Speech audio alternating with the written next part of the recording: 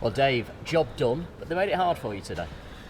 Yeah, we knew they would, and I suppose we give them a little bit of encouragement in terms of selecting a team and making changes. Yeah. But we knew they'd enjoy coming here on the pitch and off the pitch. Supporters had a great day playing on a decent pitch with a big crowd. As long as you start the game well, you think they'll sort of build into it, and they've had 2 good chances within the first sort of 15-20 minutes. But I felt like we were in control. Probably in the first half, that last little bit just let us down. There were some really good bits where the final ball or the selection of that final ball we got wrong, and ultimately meant that we didn't come in front. But I felt at half time, I said to the players, if we could keep it to 0, that we'd get chances, and if it takes 1 goal to win it, which it did, then you take it and move on. Is it a disappointment? You've had, I think, 20 attempts on goal today, but you've only got 1 goal to show for it. If you're being critical, it's a disappointment. I think what it does, it provides opportunities for the players at the top end of the pitch, especially, or players that have come in, to really sort of make a statement.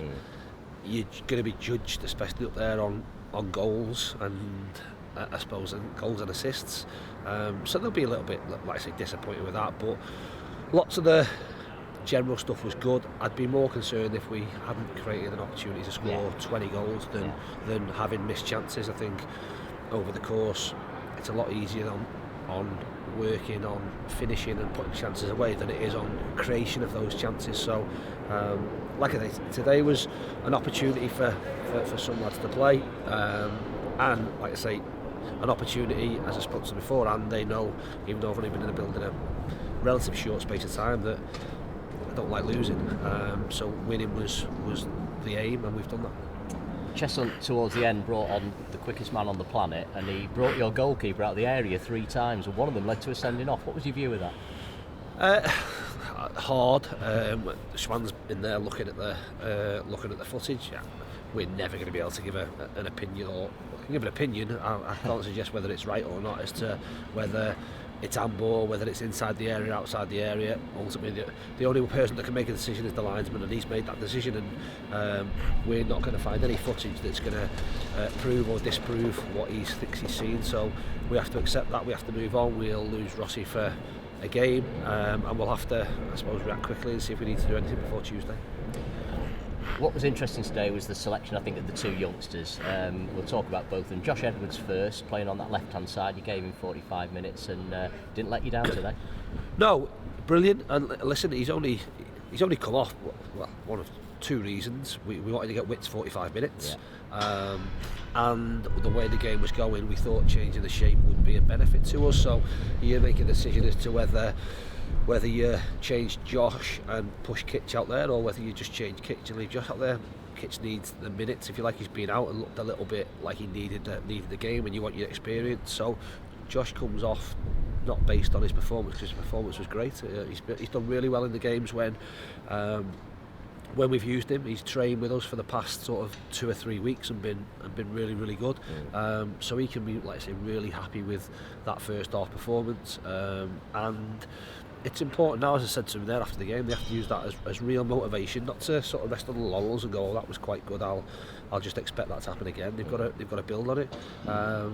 Cody, similarly, we looked at him, or potentially looked at starting him in the Nantwich game, to be fair, but we didn't. We played Luke Knock in there and gave him an opportunity, because we were playing Nantwich and he's out on loan there, to try and almost allow him to have a good game and get in their team. Cody came on though and was really good in that game, and for him to start a game today as a 16-year-old, like I say, first year scholar age, performing the way he did, get man of the match in front of 3,500 people, it'll be a day that he remembers for the rest of his life. Let's have it right, that man of the match decision is not an emotional one. No. It's deserved. Oh, absolutely. What you want to do, and what we do a little bit differently, we got the kick off and we said give him the ball and let him have a touch. Well, he has his first touch, and then his second touch is a Cruyff, and you think, oh, hang on a sec. So sometimes, especially how you start games, regardless of your age, is important. And as a 16-year-old, he grew and wanted the ball, and like I say, is a really, really bright point, and backs up the work, I suppose, that's going on at the Sports Village with the academy, and should be motivation for the 150 odd other kids that are there, that if they apply themselves properly, that there's opportunities to come through. And it was, like I said, it was brilliant. But that man of the match, as you said, was not an emotional thing. He was absolutely fully deserving of that, and will be like I say, a memory that will live with him for the rest of his life. At the other end of the scale, 200 appearances for Sam Minihan, and he got the captain's armband as well today, led by example, and he's just a player who never ever lets you down, isn't he? Yeah, absolutely. Again, whether it was going to be the Chesterfield game or today, in terms of getting that 200th appearance, it was a good opportunity for us to select him as captain and let him lead the team out to play 200 games or make 200 appearances at any club. Yeah. Certainly nowadays is something that becomes less and less of a common occurrence, but you know what you get from him. He trains in a manner that makes sure he stays fresh in our heads all the time. He asks what he needs to do. He's probably unfortunate at the minute that Macca's doing really well down that side, but we know that if we do need to make a change, or if we do need him to step in, that we know exactly what we're going to get. He's reliable, unspectacular at times, but like I say, knows his job, and we know what he brings to the team. Just finally, obviously now it's back to National League action. We're down at Bromley on Tuesday night, and we go there still at the top of the table. We thought we might not be, but it's obviously Chesterfield slipped up today, and a serious injury for Chimanga by the looks of it today as well. What's your thoughts on that? You don't want anyone to get injured. That's the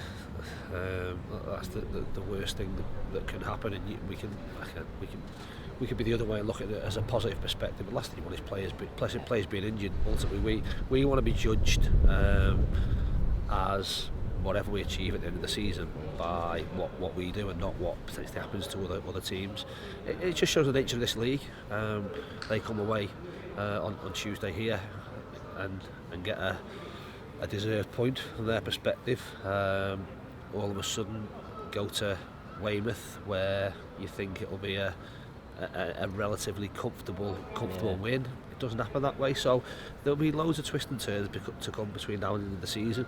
We need twists and turns to come in our favour, in terms of Boreham Wood's still got 4 games in hand on us, so something like I say needs to change there. We can only directly affect them in one game, but like I say, going to Bromley on Tuesday is a tough place to go. We promoted one a little bit from here because we performed unbelievably well here, and without question should have been going home, or not going home because we were here, but should have been taking 3 points. We got done in injury time, so that one's still grates a little bit, and we've got to go there and make sure we do everything we can to get 3 points. If we can't get 3 points, then make sure that we take something, and that'll be our objective, if you like, on Tuesday night.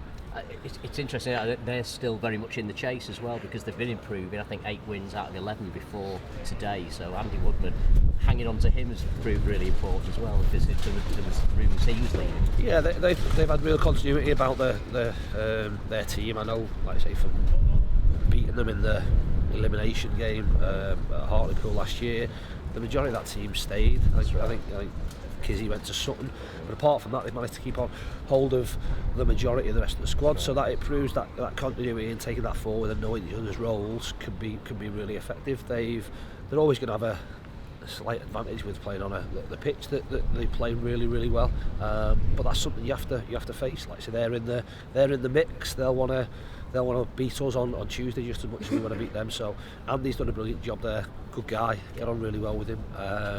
And looking forward to seeing him, but looking forward more to taking 3 points and leaving him unhappy when we arrive back on Tuesday evening.